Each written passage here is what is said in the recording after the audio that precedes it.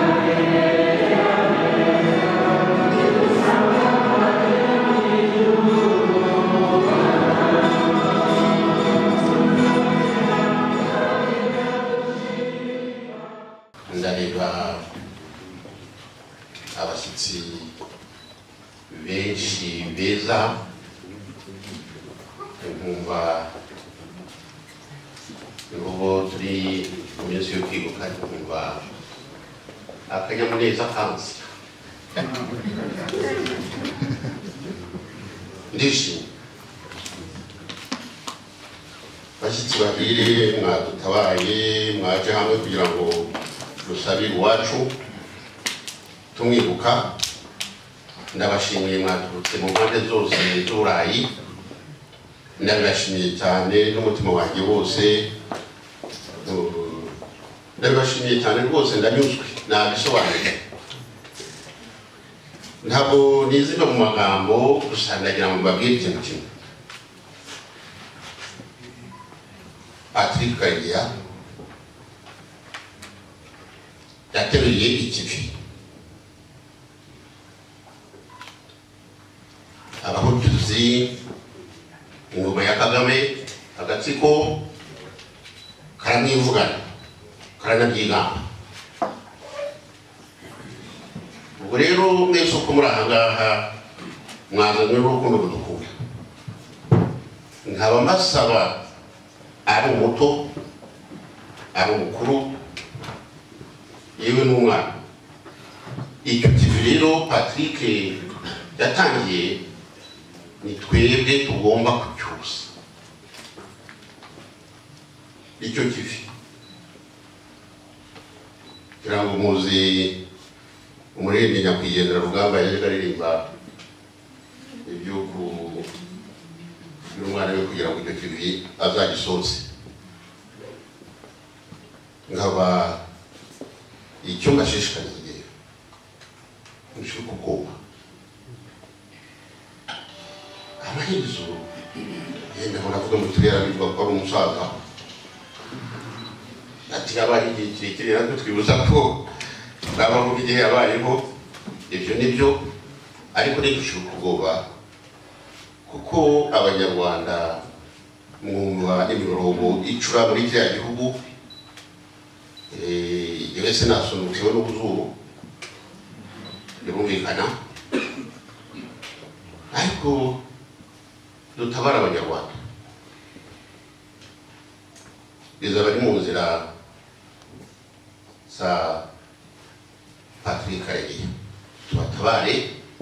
tubatabare ku ngoyi bariho barabushwe ikiboko cyagarutse mu gihugu ingoyi yaragarutse mu gihugu ubuhake gukorera ubuntu ahubwo umuntu gukora amaze amezi 18 batamukora mu ntoki akayoba n'ibyo bintu buryo byumvikana ajya kwifuza ngo leta yahombye ikinyuma cyahawe intebe nkabasaba mwese kugera umujinya mwiza no gutabara abanyarwanda tuzabatora gute twebwe abayobozi turi hano tuzagende muri demokarasi hose abibitanga tujye imbere y'abaturage bazamukurikira tukamagane bariya bazaturaza yego ariko ayo masasu yo kurasa miliyoni 5 tuzirwanaho natwe ku bibando tuzaca ku nkoni ku mabuye nta masasu tugira nta mbunda tugira gusa nkabakangurira ko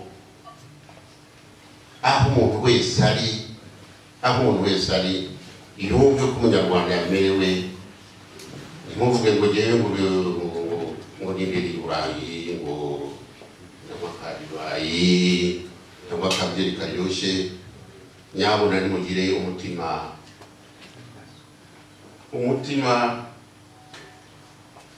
ukunda abantu nimugire umutima ukunda abantu ukubura aho mwese nibabwira abadutabaye mwese muradukunda yewe niyo haba harimo n'uw'intore cyangwa intorekazi bafite bacu nawe nuko adukunda padiri yigishije mu kiliziya ati Yesu Kristo ntabwo yaje ku buryo bw'intungane yaje agambiriye intambere abanyabyaha twakwishimira ko bamwe dusigaye tubabwira rwose tukaganira bagatangira kumva uko ibintu bimeze bagahinduka barimo barahinduka namwe rero mujye mubibwira abo bantu bose abanyarwanda bose ibyo ari byose tugomba gufatana urunana dufatana mu nda ibihe byashize byabaye umwijima mu banyarwanda bose nyabona tureba uburyo kwibihe biri imbere akazuba karasa mu bibi twagize agacibukamwe ibyiza ndabasabye rero mwese ko muri hano muri kivi Patrick Karegeya yateruye buri muntu wese avuga ati nzacyusa gute ntabwo bikomeye niba ufite akazi ukorera amayero 10 igomba 750 niba ufite burugira gira icyo igomwa uvuga uti ndigomwe iki duhuranye ko turi no mu cyumba no mu gisigo ga babwira ngo umukristo kandi ndengera numva ko Imana izabidufasha mu rwose kuko irabitwereka turareba singabura kuzi ariko irimo ntagereranyije ibibazo by'inzitane biri mu gihugu cyacu igihe niki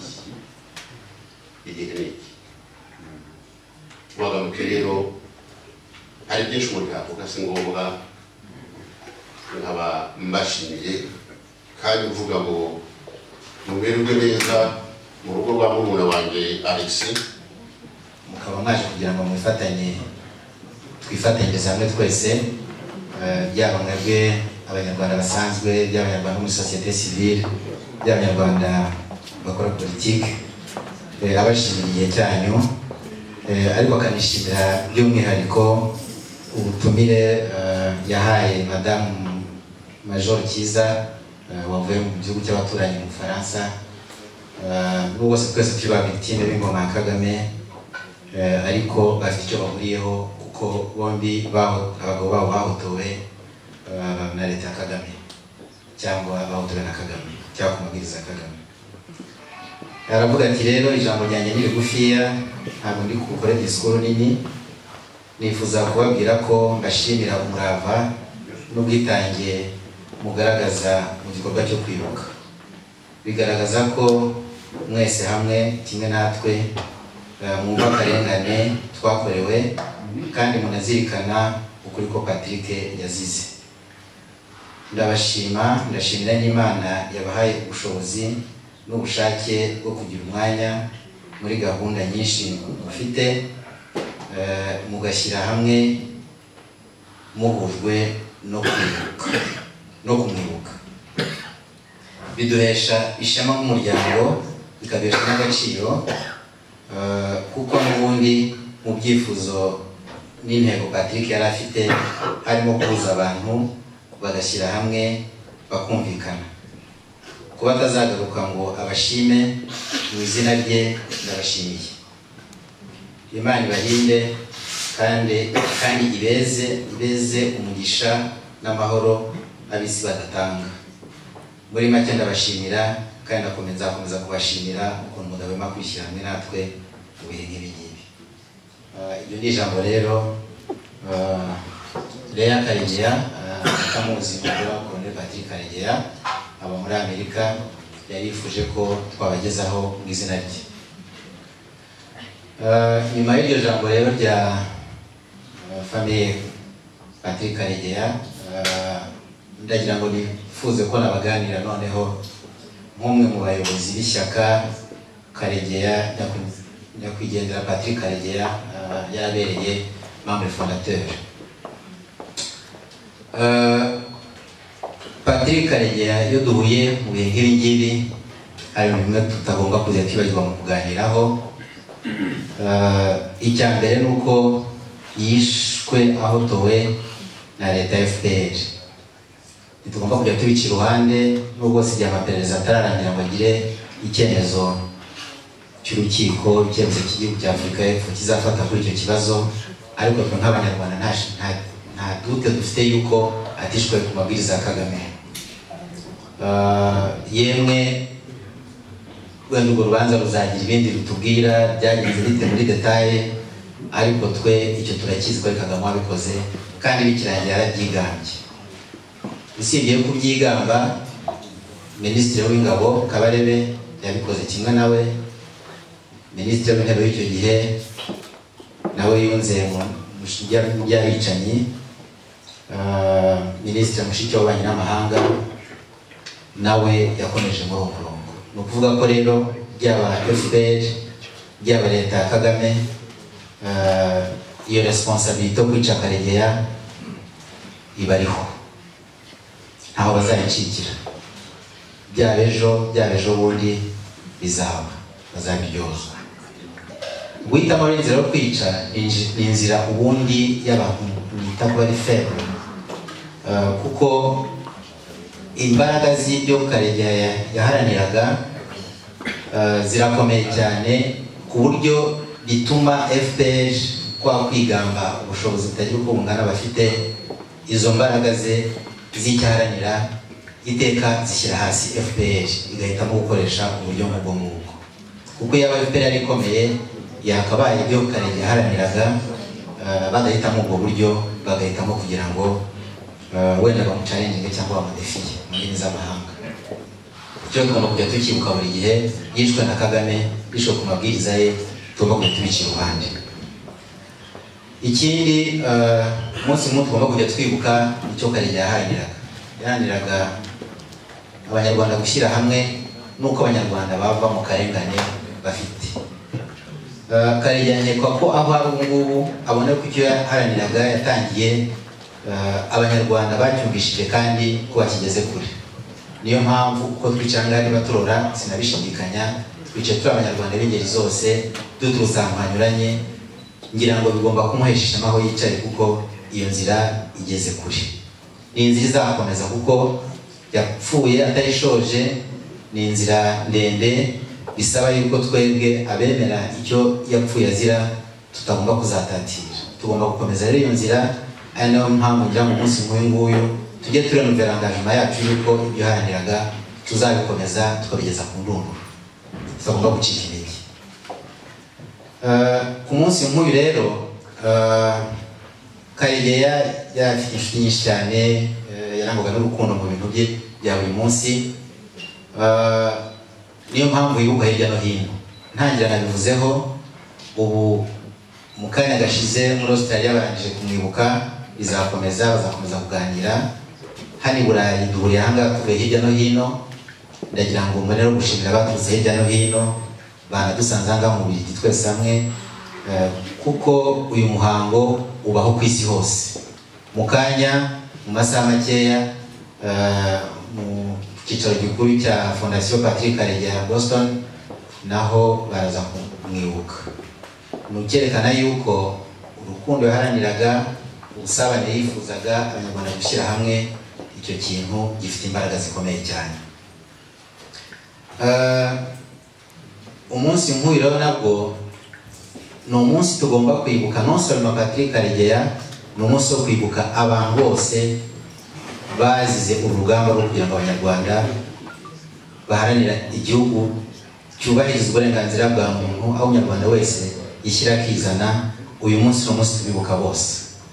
Sinzi ngo ndatangirira hehe, kuko ngira ngo Kagame yabaho yaje imbaraga muri kiriya gihugu, ubuhotozi nk'ubwakoreye Karegeya bwatangiye ubwo cyangwa mbere yabo.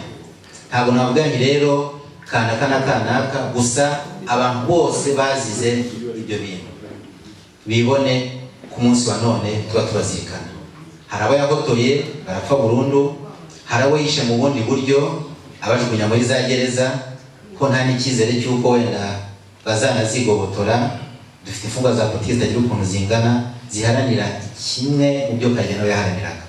Turibuka abantu banyuranye, barimo abo dufite muri za gereza, ejo bundi Madame Diane Rwigara, Mademoiselle Diane Rwigara, Victoire Ingabire, Radio Mushayidi n'abandi benshi cyane bari muri ziriya gereza. Umunsi wa none rero nabwo twibuka abantu nabo tutanazi, abo twumva bari bajugunywe muri za ruhurura hirya no hino bapfa bazira ibitekerezo byabo. Inzirakarengane zose zipfa ziharanira ko u Rwanda rwagira amahoro, rukaba nk'uko abanyarwanda bifuza u Rwanda rwiza rutemba amata n'ubuki. Umunsi wa none rero tuba tuzirikana abo bantu bose. Turazirikana abantu bemeye kugira ngo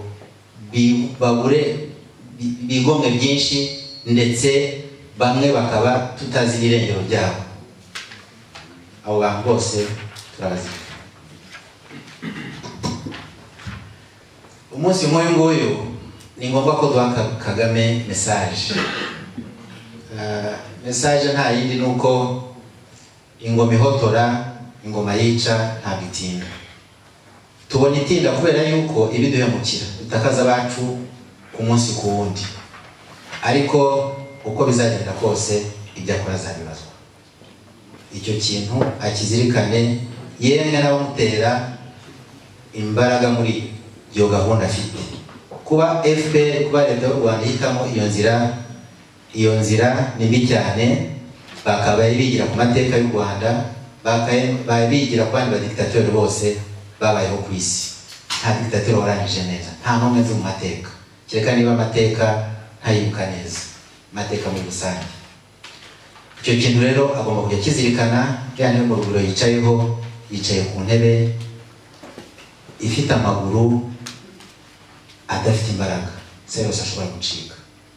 Kinajya akizirikana.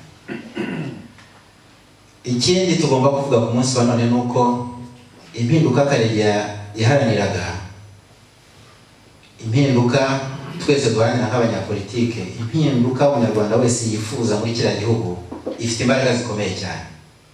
Ishobora kutaboneka ejo, ishobora kutaboneka ejo bundi, ariko iyo mpinduka izagerwaho. Uko bizagenda kose tweshatse ibitekerezo ibyo bintu mu buzima bwawe bwa buri munsi, bwa buhanga ifite, ikavuga iti iyi equation ifite inkoni nyinshi ndayivamo kuko izo mbaraga zirakomeye cyane, yemwe zirakomeye n'abo ngabo bahigira Kagame hirya no hino. Dora twumva ngo ejo bundi ngo barahiga ibiki bahiga bakoresha indege zimeze zite, ntabwo bazaca intege abari muri izo mbaraga zishaka impinduka. Icyo kintu Kagame akimenye, niyo yanabikora akicunda ejo bundi, ntabwo izo mbaraga zizahagarara. Gusa biramushimisha kuko atungwa n'amaraso y'abana b'Abanyarwanda. Iyo umuntu apfuye biramushimisha, ariko ntabwo akwica azi yuko yishe iyo nzira yatangiye. Yaba yarazi ubwenge yakamenya ko nzira ikomeye cyane, agashakisha uburyo iyo ekwasi ikomeye yayigobotora. Icyo rero nabasaba, byaba mu izina rya fondation, byaba mu izina ry'umuryango wa Leya, byaba mu izina ryacu ihuriro RNC, byaba mu izina ry'umuntu wese uharanira ko u Rwanda rwazagira amahoro, ariyo Karegeya kimwe n'abazize ibyo yazize yifuzaga, nuko tugomba guhaguruka tugashyira hamwe. Tugomba gushyira hamwe kugira ngo dushyire hamwe dukureho ingoma mpotozi bishaka imbaraga zitagira uko zingana, imbaraga za politike, imbaraga za diplomasi, yemwe n'imbaraga bwite z'umuntu ku giti cye, bikenera impinduka mu buzima bwacu bwa buri munsi. Turi ahantu nakwita ko ari umutekano, ntabwo navuga hashyushye kuko harakonje, ariko mu buzima bwanyu bwa buri munsi, mu buzima bwacu bwa buri munsi, tujye tuzirikana yuko abantu muri societe civile, abantu mu mashyaka, abantu bari mu bushakashatsi kugira ngo barabwire amahoro, bakeneye ikintu cyatuma bajegeza iriya ngoma. Tugire icyo twigoma mu buzima bwacu bwa buri munsi, byaba mu gihe, byaba mu mikoro, kugira ngo icyo kintu tuzakigereho. Ntabwo byoroshye kubona amagambo mu bintu nk'ibi ngibi, cyane cyane mbabwije ukuri.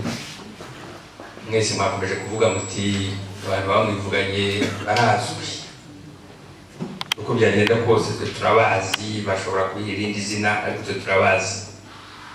Umuntu rero akibaza ati imyaka yose ishize, nubwo hano numvise twiyemeza ko bazabiryozwa ryari? Tuzategereza indi myaka ingahe kugira ngo babiryozwe? Icyo ni ikibazo gikomeye kitareba abanyamashyaka gusa, ni ikibazo cyagombye kwibazwa na buri munyarwanda.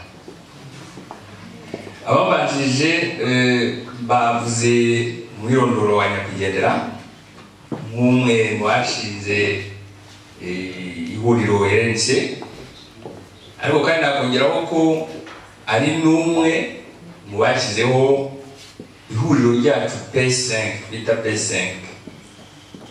Icyo gihe ntabwo ryitwaga P5, icyo gihe twari babiri, FDI na RNC. Ibyo bintu rero nyakwigendera niwe wabigizemo uruhare, yafashe inzira afata akabanda ba muri Afrique du Sud aho yari ari, no gusohoka ntabwo byari byoroshye kubera impamvu z'umutekano, ariko yaraje aza kuri uyu mugabane, niwe wakoze kontakte za mbere kugira ngo turebe ukuntu twafatanya. Icyo kintu cyo gufatanya ari mu bantu bashyizemo uruhare rukomeye. Ni amateka nubwo umuntu aba yasubiramo, ariko ntacyo.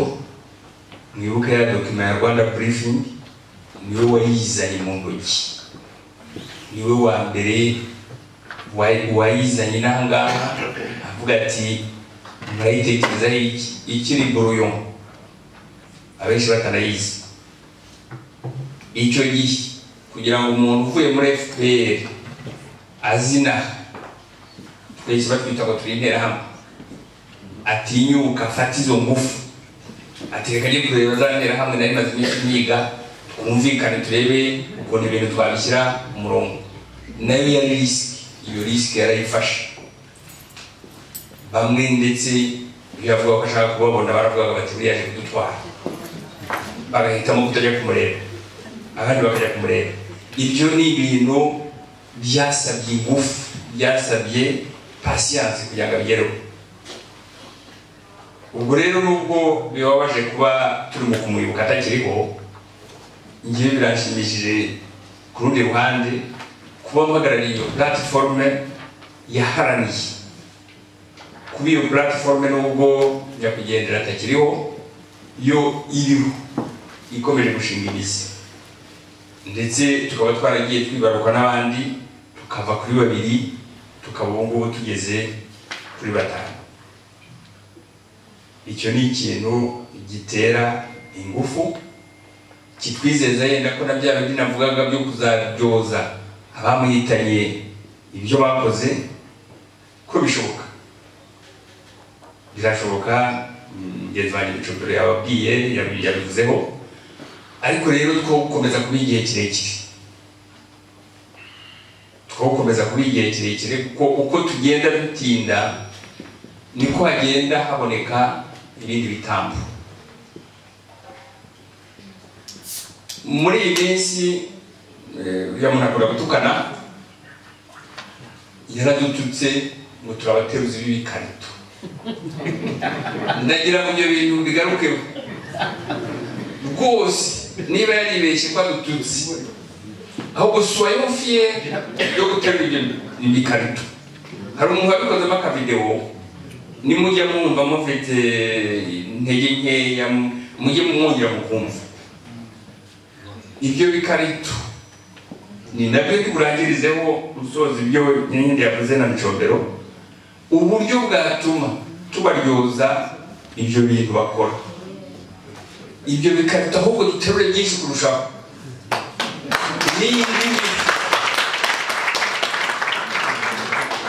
Nihaboneka n'indi mifuka nayo tuyiteruye.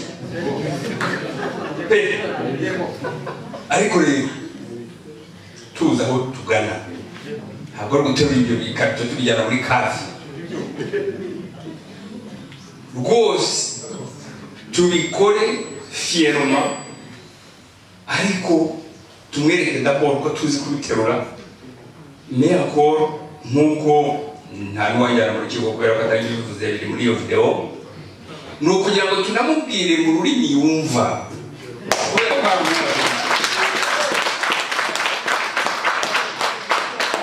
ibyo bintu rwose niba yaribeshye ngo aradututse, ahubwo yaduhaye slogan. Iyo slogan tuyigire yacu, tuyihinduremo ingufu ahubwo zo kugira ngo tumuryoze abo bose agomba akomeza guhitana n'abandi. Ntabwo tuzakomeza kujya tuza duhurira hano ngo twaje kwibuka. Ababanjije bavuze bati igihe kirari, ahubwo cyararenze. Turakomeza gutinda, twongere ingufu rwose mu guterura ibyo bikarito, kimwe tugiterura tukijyana aho kigomba kujya, ikindi tugishyira ku ruhande. Iyo rangaje nyine yumva dushobore kwigeraho. Ntabwo nirirwa mpinda mu magambo, nibyo nagira ngo nsozerezeho ko ni byiza kwibuka, ariko guhora twibuka tutegereza ko bazongera bakaza bakatuvana mu ndi, ntacyo byatumarira. Tubiterure rwose, ariko bivemo ikintu cy'ingirakamaro. Murakoze.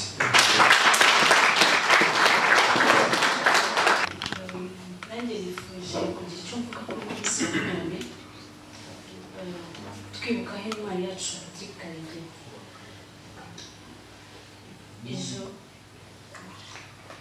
Ijoro ryo kuri 2013 turangiza umwaka nibwo yitabye Imana, dutangira 2014. Nifuza kugira icyo mwitora.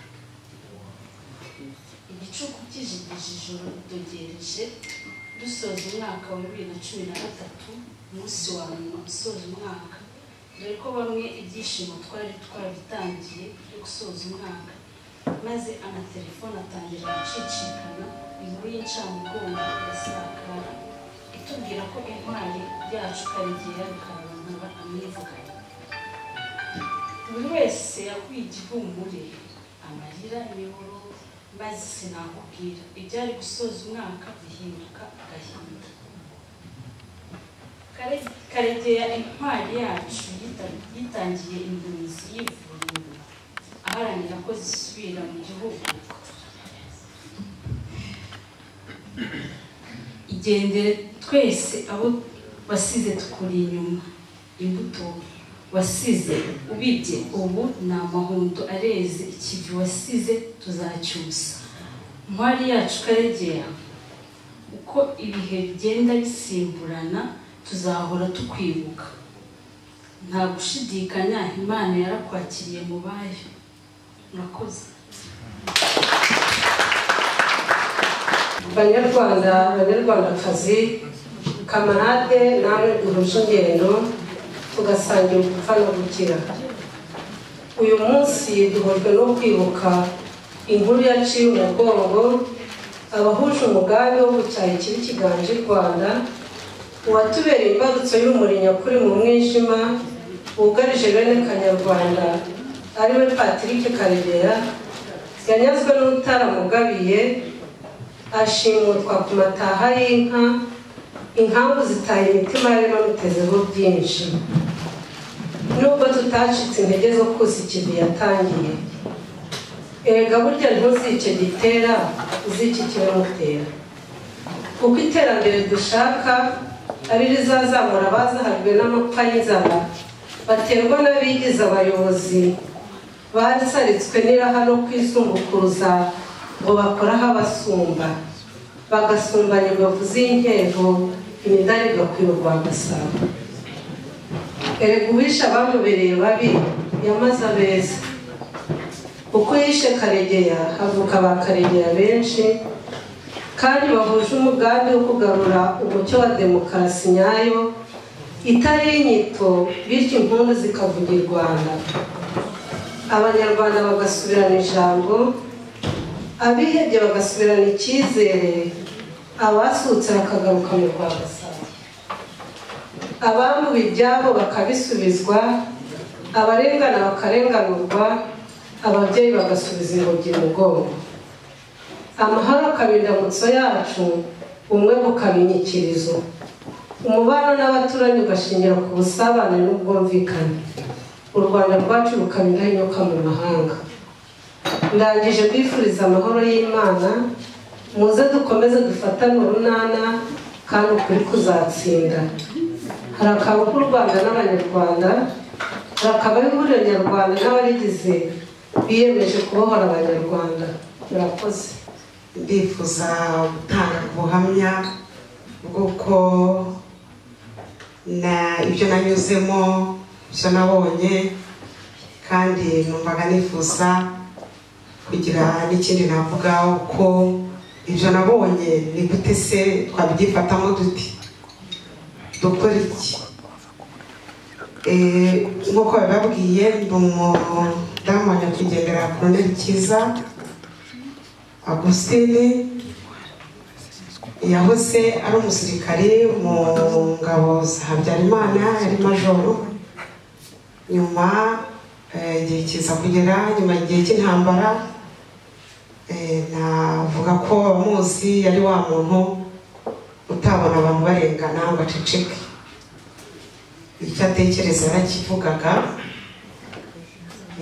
hanyuma yaje kuguma mu gihugu ntabwo yahunze yinjira mu gisirikare gishyashya mu ngabo nshya hanyuma abana nabo ariko uko yari wa wundi nyine uko nabivuze utakwihanganira ko abona umuntu arengana yagiye abona abantu bahohoterwa yagiye abona abantu bamwe badahanwe kandi bakoze ibibi abantu bisha abandi akabona bamwe barahanwe abandi ntibahanwe akavuga ati ariko se kuki uriya wadahanwe ese uyu nguyu we kuki ari kurengana kuki uyu nguyu afunzwe kandi arengana kandi yagiye nanone yitegereza akabona ibindi bintu byakorwaga by'abantu ubona ko umuntu azize uko ari umuntu akazira hari uko yavutse akazira se ko ari azi ubwenge cyangwa azi gushakisha uko yabaho hari umuntu witunze ukabona ko nabyo abizira ibyo rero ni ibintu atashobora kwihanganira nibyo cyane cyane navuga ko yapfuye n'ubutegetsi bw'i Kigali habayeho igihe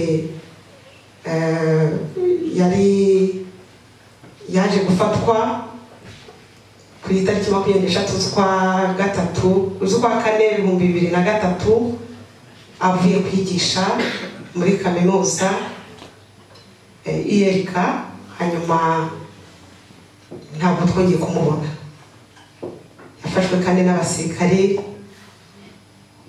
byarakurikiranywe, nyuma hakavugwa ko yaba yarashyinguwe, yaratwitswe umurambo we, bamaze kumwica umurambo bakawutwika, agashyingurwa ahantu mu mwobo wagenewe abantu bicwa muri ubwo buryo muri parike y'Akagera. niko byagiye bigaragara mu bantu bagiye bakurikirana icyo kibazo. Mu gihe rero yaratarafatwa, hagiye hagaragara ibimenyetso by'uko mu by'ukuri ari ubutegetsi ndetse Perezida Kagame ubwe wari kuri icyo kibazo. hagiye habaho kumugendaho, hagiye habaho kubuzwa umutekano we, n'ubwo itegeko nshinga ndetse n'andi mategeko avuga umuntu afite uburenganzira bwo kwishyira akizana, ukagenda ukagaruka, ukaba wafatanya n'abandi mu mashyirahamwe se. ibyo byose ntabwo yigeze ashobora kubibona, ndetse n'umuryango we uko twari tumeze hagiye haboneka gukomwa mu nkokora kuri byinshi. yaba ashatse kugira ikintu akora ukabona ko ntawe umwumva, ntawe umushyigikiye. nyuma y'uko rero ibyo bimubayeho, ari jyewe ari abana, ntabwo byari byoroshye kugira ngo dushobore kuva mu gihugu. twagize ubuzima bwo kuba umuntu atisanzura, abantu bakugendaho ku rubuga ugasanga hari abantu wasohoka ukabona abantu bakuriho, nta mutekano mu by'ukuri umuntu yumvaga afite. no kuvuga ngo umuntu afite uburenganzira bwo guhabwa kujya aho ushaka, ugahabwa pasiporo, ntabwo twashobora kuyihabwa. kugira ngo mushobore kuva mu gihugu n'abana ni ibintu bikomeye cyane. navuga ngo Imana yadutabaye, ntabwo ari ibintu byoroshye. nyuma rero ikindi numva navugaho nuko uko tureba ubutegetsi mu Rwanda, ntabwo navuga ngo ibintu byose ni bibi. dukwiriye kuvugisha ukuri, ntabwo ibintu byose aba ari bibi, habaho ibyiza. ariko ibyo njyewe ndi kuvuga nuko ndi kunenga ibyo bibi bigenda bigasa n'ibitwikira ibyiza. ikigenda kigakora ku mibereho y'umuntu akicwa arengana. rero niyo yaba atanarengana, hari inzira umuntu afatwamo agakurikiranwa, akaburanishwa, yaba ari umwere akarekurwa, yaba yafashwe n'icyaha akagihanirwa. igihano cyo gupfa cyo murabizi ko kitakiriho. ibyo rero ngenda kuvuga cyane cyane cyo guhohoterwa. ibyo ni ibintu bigenda umuntu ataceceka ngo avuge ngo tubyihorere turenzeho. kugira ngo niba duteraniye ahangaha nuko tudashyigikiye ko umuntu ahohoterwa ngo twicecekere. niba turi ahangaha nuko tugaye ibikorwa bimeze bityo. hanyuma ikindi, niba itegeko nshinga rivuga ngo ni ubutegetsi bw'abaturage, ngo abaturage, ubutegetsi ngo bukomoka ku baturage, noneho ni ukuvuga ngo umuturage niwe ugomba guhereza umuntu uzamuyobora uko ashaka. uwo muturage niwe utora, kandi n'utorwa umuntu afite uburenganzira no kwiyamamaza agatorwa.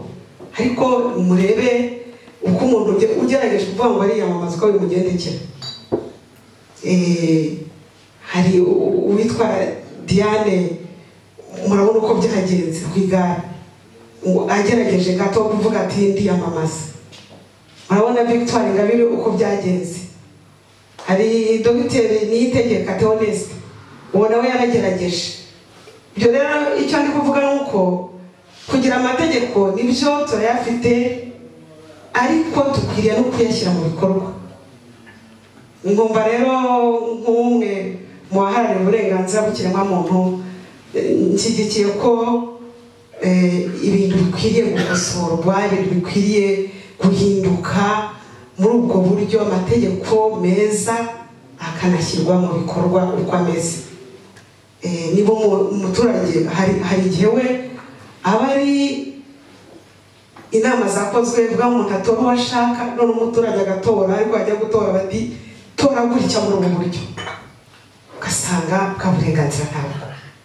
Ibyo ni byo mvuga ko bikwiye guhinduka. Ntabwo abantu bakora bahora bishisha niba uvuze ngo amategeko turayafite yego turayafite ariko tunayashyire mu bikorwa. Ikindi numva navugaho ni uburenganzira ku mutungo. Amategeko arahari arabivuga umuntu afite uburenganzira ku mutungo, ariko duherutse kubona ahantu bavuga bati abaturage bari ku musozi hariya bati mwese nimwimuke mugende. Barajya he? Biragenda biti? Leta ifite inshingano yo gufasha umuturage akagera ku butabera akarenganurwa. Ikwiriye gushyigikira urugaga rw'abavoka bakaburana abatishoboye. Iyo ni inshingano ya leta. Ntabwo rero umuntu avanga abaturage ntacyo bazi ngo ntabwo bazi iby'amategeko. Amategeko bajyaga babivugaho ngo arusha amabuye kuremera. Iyo uyirengagije wajya kubona nyine ukabona bakuvanye mu byawe kandi urengana. Ariko ikibazo kiri he? Ni uko leta idakora inshingano yawe yo kugira ngo uriya muturage niba arenganye agere ku butabera, ajye ku rukiko, abone iyo tiki, abone uwo mwavoka amuburanire, ashobore kurenganurwa. Ibyo rero nibyo twumva ko dukwiye gutera iyo ntambwe. Hanyuma ikindi byo ku burenganzira ku mitungo byo twagiye tubibona kenshi umuntu azira ko atunze. Cyane cyane twavuga ngo nyuma ya jenoside hagiye habaho kandi no mu myaka ya vuba ahangaha ibyo bintu byagiye binagaragara. Umuntu akaza aje kuvuga ati hano muri iyi nzu ni iyanjye, undi kubera ko ayishaka cyangwa ayirimo wajya kumva umuntu yafunzwe, kandi wakurikirana wenda na nyuma y'imyaka ingahe ugasanga umuntu burya yararenganaga ahubwo yazize inzu. Ibintu rero bivuga uburenganzira ku mutungo, umuntu akwiriye kugira uburenganzira akisanzura, agakora umushinga we akawuzamura akawushyira mu bikorwa uko bikwiriye. Numva ari ibintu tugaya kandi bikwiriye gukosorwa. Ikindi ndi kuri ibyo ngibyo ni uburenganzira bwo kubaho nabukomojeho, ariko ndabushimangira cyane kuko nibwo buhatse ibindi byose. Niba ntariho n'ibindi nta n'ibyo n'ubwo mutungo sinzawubona. Niba umuntu atari uburenganzira bwo kubaho cyo ni ntavogerwa, nta n'uwagombye kuvuga ngo wageraho ubuhengekereza, ntibuhengekerezwa. Muri ubwo burenganzira butumye n'ubundi turi na hano ni uko hari umuntu wahohotewe. Uburenganzira bwo kubaho numva ni ikintu cy'ingenzi kandi dukwiriye kubona bihinduka mu Rwanda. Umuntu ntahohoterwe ngo azire iyi mpamvu iyo ari yo yose, yaba ifatika n'idafatika, ntayo yatuma umuntu avutswa ubuzima bwe. Hanyuma navuga ngo si ibyo bikorwa nande. Ntabwo abanyarwanda tuza kujya turebana ngo umuntu arebe nihura n'undi ngo umwikeke. Ni gurupe ntoni, ni agatsiko gato. Ntiwavuga ngo ibikorwa byose ngo wabigereka ku munyarwanda uwo ari we wese. Ntabwo ubundi hariho igihe umuntu yagendaga kumva umuntu avuze ikinyarwanda ugahindukira ukumva ntibiragushimishije. Ese burya hari umuntu turi kuvuga ururimi rumwe hano? Ibyo nibyo bikwiriye kubaho. Umuntu yakumva umunyarwanda ntiwikeke, ntugire ubwoba, ntuhinde imishyitsi, ahubwo ukanezezwa nuko ubonye uwo muvuga ururimi rumwe. Icyo ntabwo gikwiriye kugira ngo umuntu ajye yikeka undi, urebe wikeke. Oya, gikwiriye gucika. Hanyuma ikindi navuga ni uko niba uhuye n'ikibazo, urahohotewe cyangwa uwawe yahohotewe, yafunzwe, wibiceceka, vuga akababaro ugize, wenda gira umuntu ubwira uti mpuye n'iki ngiki, biragufasha mu mutima kuruhuka, birinda guhungabana. Kuko ibyo byagiye bibaho ugasanga umuntu byaramurenze, yananiwe kwihangana. Numva ari ubutumwa nabwira umuntu urimo abona arengana muri iki gihe. simbuza ngo umuntu agenda abwira buri wese kuko burya nabyo hari umuntu amenya icyo avuga n'icyo atavuga, ariko ukagira umuntu wabwira uti mpuye n'iki kibazo. Ikindi kandi hari inzego, nubwo tuvuga ngo bimeze gutyo, izo nzego z'umutekano hari igihe ubabwira ugahura n'umuntu akumva ikibazo cyawe ukagikurikirana, ntabwo abantu bose ari babi uko nabivuze, yagikurikirana ugasanga ukuri kuragaragaye. Rero n'ubundi abantu bahura n'ikibazo ntibazaceceka, bazavuga. Ashyikiriza ikibazo cy'izo nzego z'umutekano, bazakurikirana basange wenda arenganye, cyangwa se badakurikirana none n'ikindi gihe amakuru azaba yatanzwe azagira akamaro kuri uwo muntu cyangwa no ku bandi bose, amenye ngo burya hari gukorwa ibibi bimeze gutya na gutya. Ikindi rero numva narangirizaho nkurikije akanya nahawe, hari byari kuba byinshi umuntu yavuga, ariko ndagira ngo mbwire abantu ngo ntibahumure. Imana ikunda abantu yaremeye, ntabwo itwanga, kandi ibyo byose bigenda biba ibyabaye ku banyarwanda n'ibiri kuba ku banyarwanda, ntabwo Imana yahumirije ngo biyoberwe ntibyanayitungura bizi. Tujya tubona muri Bibiliya abitwa ba Dawidi bagiye barengana, ariko amaherezo Imana ikabatabara. Kubera iki?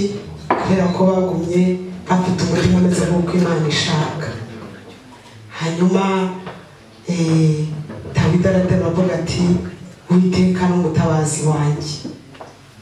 Ikindi tubona muri Bibiliya ahantu abitwa ba Esiteri bagiye basenga Imana bakabona baratabawe, kubw'uko Abayuda ubwoko bwe bwose bwari bumerewe nabi. Ntabwo rero tuzaceceka, ahubwo tuzaca bugufi tuba inkoramutima z'Imana, maze nayo tutabare. Tumva ari icyo tinyuka, shira ubwoba, bwira Imana uti nahuye n'ibibazo, Mana ndengera. Gusa uba inkoramutima yayo, yizere uyiringire, nuhura n'ikibazo uyihuruze izaguhururira.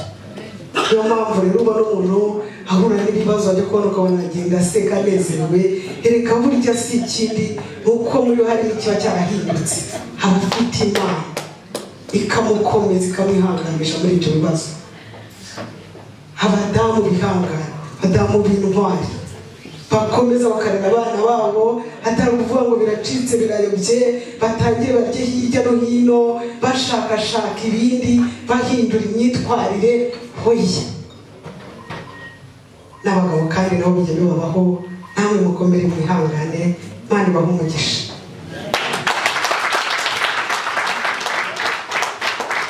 Rero rya RIFDP nk'uko dusanzwe tubigenza buri mwaka, twaje kwifatanya n'umuryango wa Karegeya kugira ngo tumwibuke.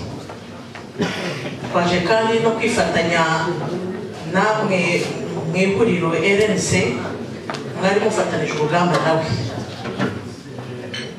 Turibuka rero Karegeya, ariko tunibuka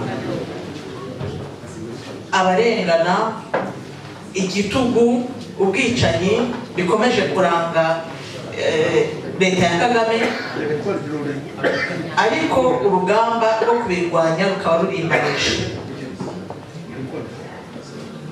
Mu bihugu byo muri Afurika, cyane cyane mu bihugu byo mu biyaga bigari, ubutegetsi bwabo bukunze kurangwa no kutumva abaturage, kutumva abatavuga rumwe na leta zabo.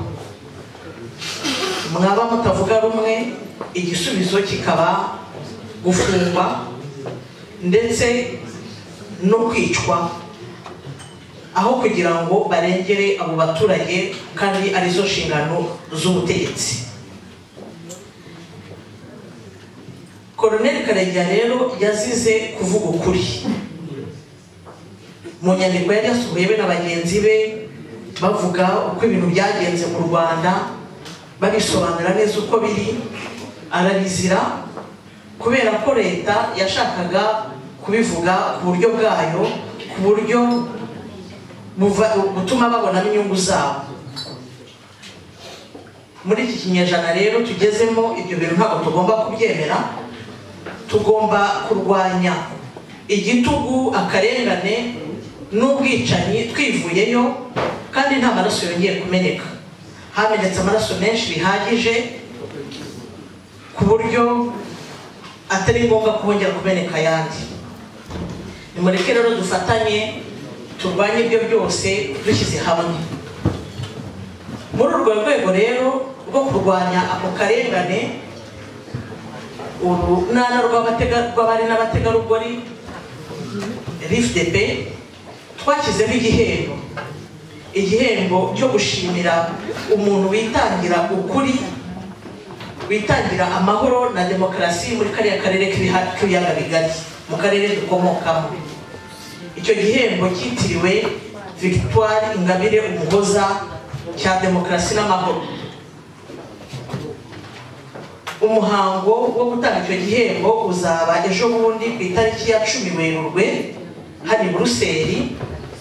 Turabararitse rero muzaze twifatanye turi benshi kugira ngo dukomeze turwanye icyo gitugu dushyize hamwe uko benshi bakunze kubivuga. Ndashimiye rero aborganije uyu munsi n'abaduhaye uburyo bwo kugira ngo tubagezeho ibitekerezo byacu. Murakoze cyane. Nanjye mu rwego rwo gufata umugongo umuryango wa Colonel Karegeya nabateguriye umuvugo uri butwibutse uko yabaye intwari, ariko unadukangurira kugira ikirenge muke. Muri hano kubera ko muzirikana ubwo butwari, muri hano kubera ko mwamwumvise. Abagize amahirwe yo kubana nawe bafite ubundi buryo bamutaka, ariko tuzirikane ko tuzamuvuga birambuye twamugejeje uwatubyaye.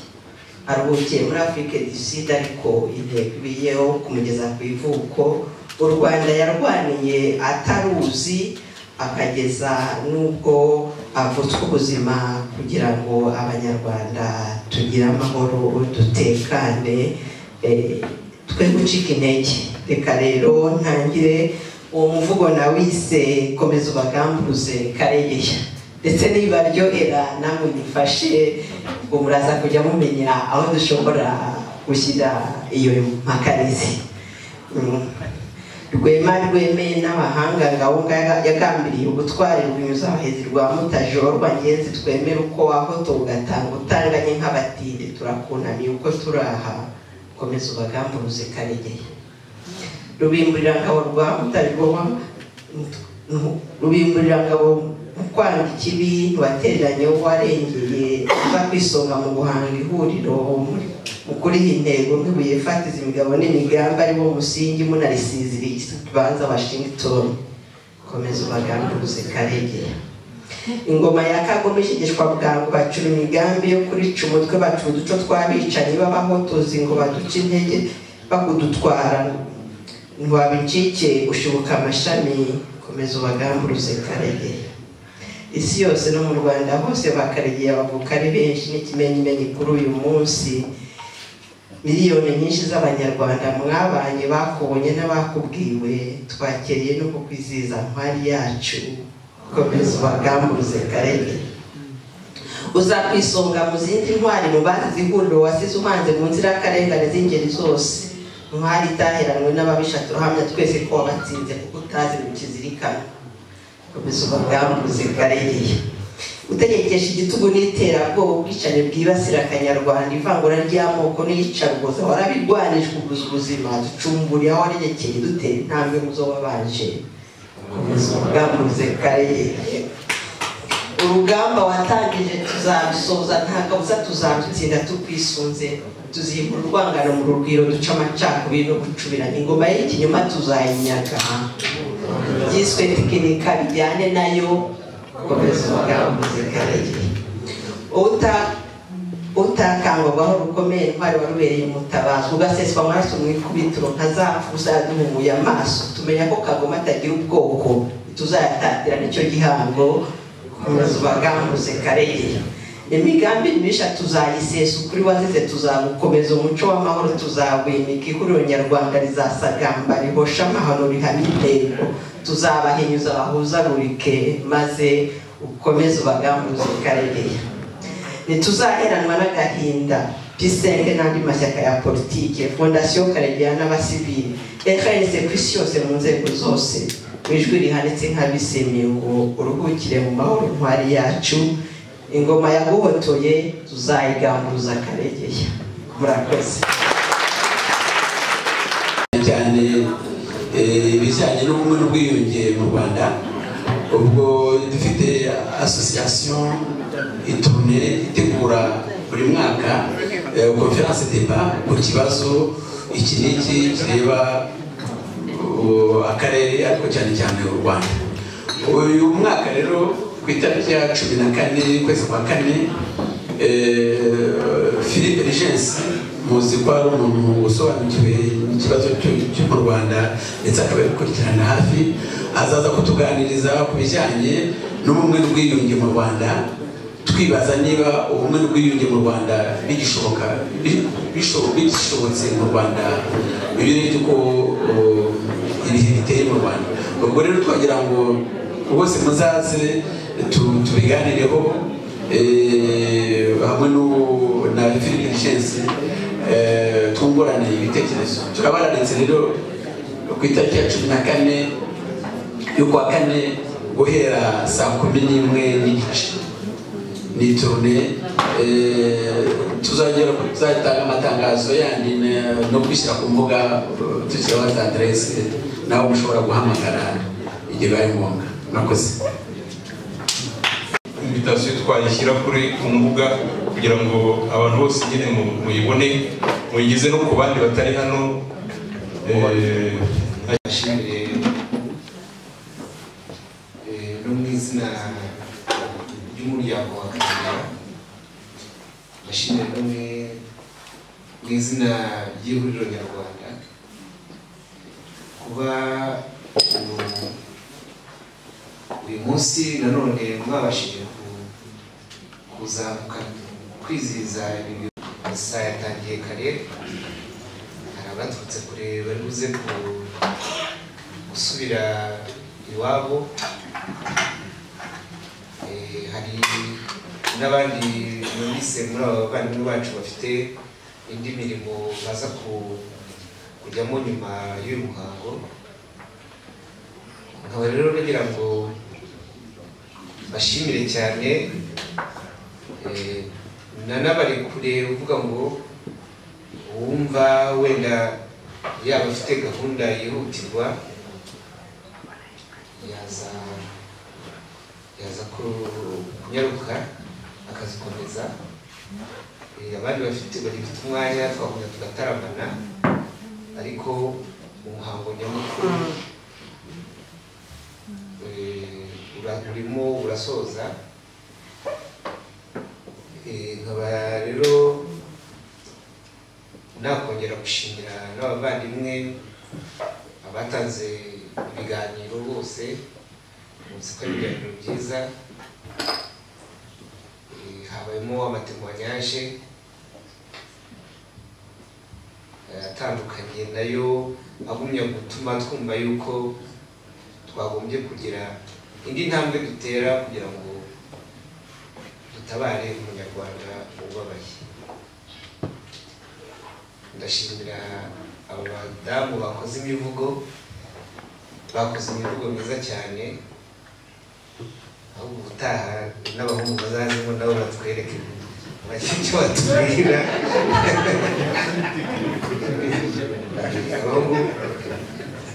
Ubundi mu muco wa kinyarwanda mu bihe byose kwivuga ntacyo bitwaye no mu kwibuka twakwivuga nta kibazo gihari. Ubu utahagira ngo nabyo abasore beza bari hano murababona ko hari urubyiruko gusa ubwo bazabitugeraho twe turashaje nta ukibasha gusimbuka. Bavandimwe rero nkaba nongeye kubashimira ndabashimiye cyane. Imana ibahe umugisha, Imana ibaherekeze aho muca hose. Imana ibagwizemo urukundo